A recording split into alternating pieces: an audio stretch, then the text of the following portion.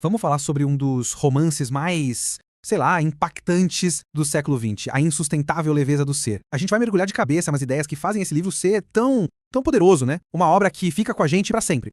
Então, vamos direto ao ponto, sem rodeios, ou quando ela já chega jogando na nossa cara uma pergunta que, olha, define a história inteira. O que é melhor, afinal, leveza ou peso? Sabe, aquela vida mais solta, sem muito fardo, sem grandes compromissos, ou uma vida com peso, cheia de sentido, de responsabilidade, de consequências? Essa pergunta é literalmente o coração de tudo que a gente vai ver aqui. Para começar, vamos entender direitinho o que significa cada lado dessa moeda, né? O que é essa tal de leveza e o que é esse tal de peso? Então, o Kundera pega emprestado uma ideia lá do Nietzsche, a do eterno retorno. Pensa só, e se tudo que a gente faz na vida fosse se repetir para sempre, infinitamente? Cada decisão, cada erro, cada acerto, tudo de novo e de novo. Isso daria um peso, né? Um peso gigantesco para cada escolha. Mas, e se for o contrário? E se a vida for uma só, sem replay? Aí, de repente, tudo fica leve. Tão leve que chega a ser insustentável. É exatamente essa briga, essa tensão entre essas duas possibilidades que dá o tom do livro. Olha só como esses dois conceitos batem de frente. De um lado, a leveza, a liberdade, é viver o momento. É a ideia de que a vida é uma só, então por que se prender? Mas ao mesmo tempo, talvez seja uma vida sem um sentido mais profundo. Do outro lado, o peso. É responsabilidade, é consequência, é carregar o fardo da história. Mas é também onde pode morar o sentido, o propósito. O genial aqui é que o Kundera não dá a resposta pronta. Ele não diz o que é certo ou errado, ele só joga as cartas na mesa. E toda essa discussão filosófica não fica só na teoria, não. Ela ganha corpo, ganha vida no nosso casal principal.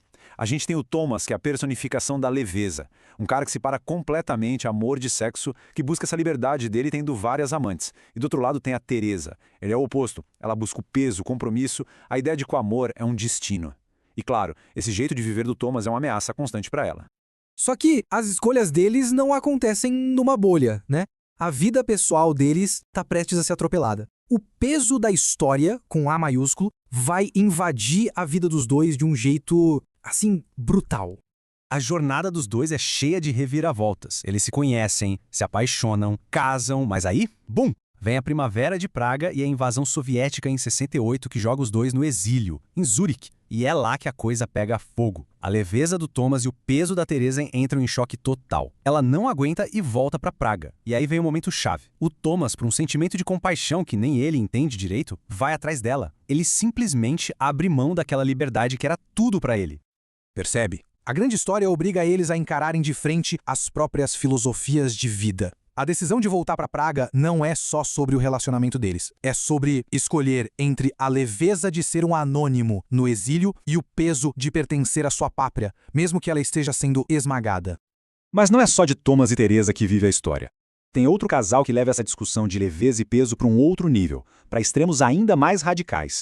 De um lado, a Sabina. Ela era a amante do Thomas e, cara, ela é a leveza em estado puro. Para ela, qualquer compromisso, qualquer amarra é uma traição à própria liberdade. Então a vida dela é uma sequência de traições, de fugas.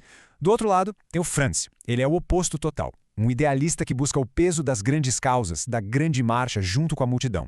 Ele se apaixona perdidamente pela Sabina, mas o problema é que ele não ama a Sabina real. Ele ama uma ideia de liberdade que ele projetou nela.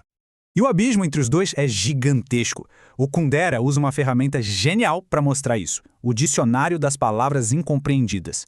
Basicamente, Sabina e Franz usam as mesmas palavras, mas elas significam coisas completamente opostas para cada um. Olha só, para ela, traição é um ato de liberdade, é fugir do que te prende. Para ele, é a pior falha possível. Fidelidade, que para ele é a base de tudo, para ela é uma jaula. É óbvio que eles nunca iam se entender de verdade. A grande chave para entender a Sabina é a aversão que ela tem ao que o Kundera chama de kitsch. Sabe, aquele sentimento de manada, aquela emoção coletiva, aquela imagem bonitinha e idealizada que todo mundo aceita sem questionar. O Franz, com essa vontade dele de marchar junto com todo mundo por uma causa, é a personificação do kitsch. E a Sabina? Bom, a Sabina tem horror a isso. Ok, mas e o Thomas e a Teresa? Depois de tanta fuga, tanto conflito, como é que essa história termina para eles? É agora que a gente chega no coração emocional do livro. A gente vê o Thomas passando por uma queda.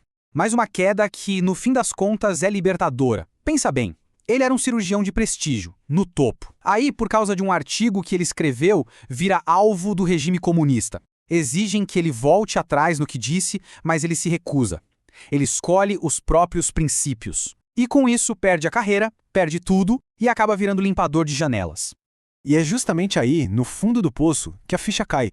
Quando ele perde o peso da carreira, da ambição, da reputação, ele encontra um outro tipo de peso.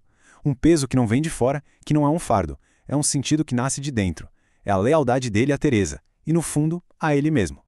O capítulo final da vida deles é no campo, longe de tudo, da política, das traições, da cidade, e é nessa vida simples que eles finalmente encontram um pouco de paz. A relação deles com o cachorro, o Karenin, é muito simbólica. Mostra um tipo de amor que não tem conflito, um amor que simplesmente existe. No final, os dois morrem juntos num acidente de caminhão, mas a sensação que fica é de tranquilidade, como se eles tivessem, enfim, encontrado o equilíbrio.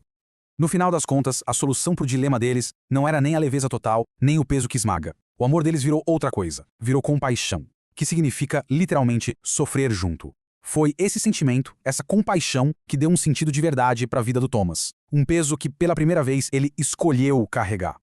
E aí? A gente volta para a pergunta lá do começo. O livro não dá uma resposta. Ele só mostra os caminhos e as consequências. Então a reflexão fica para a gente. Na vida de cada um, o que pesa mais? O que deveria pesar mais? A liberdade da leveza ou o sentido que vem com o peso?